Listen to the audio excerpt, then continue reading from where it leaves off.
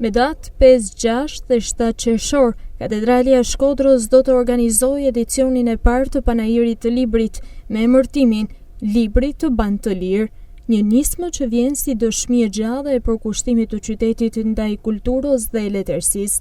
Detajet e organizimit u ndan në konferencën për mediat që u zhvillua në Bibliotekën Zoja e Shkodrës. Për zhvillimin e panajirit të parë të librit në uborrin e katedrales. Padyshim që kjo është një dhuratë nga ana katedrales që i bëhet Shkodrës dhe gjithë atyre të cilët janë amatorë të librit, por nga ana tjetër është edhe një nder nga ana panajirit që i bëhet katedrales. Kisha në misionin e saj kërkon promovimin, zhvillimin e jetës njerëzore në të gjitha dimensionet e saj. Prandaj nuk habit fakti që një panajir librit në uborrin e katedrales, sepse ai panajir është i lidhur ngushtë edhe me këtë ambient që i përket kishës katedrales, siç është biblioteka.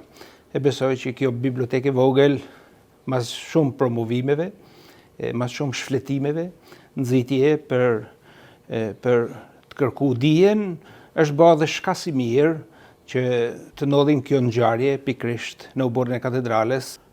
Jam shumë i lumtur që mos fundi arrita mas sa viteve punë në fushën e bibliotekave dhe si drejtues i bibliotekave, pavarësisht përpjekjeve të një pasimish që kam bërë, arrita që fundi të shoh të organizojmë një panajir libër në qytetin e Shkodrës, që është panajiri i parë dhe mendoj që pas tij do të vinë edhe të tjerë. Me pjesëmarrjen e shtëpive kryesore botuese nga Shqipëria dhe Kosova, përfshir Akademinë e Shkencave të Shqipërisë dhe Universitetin Luiç Kurakuqi, ky panajir synon të kthehet në një pikë takim vlerash letrare, ku libri shfaqet si urë komunikimi mes letërsisë dhe autorit.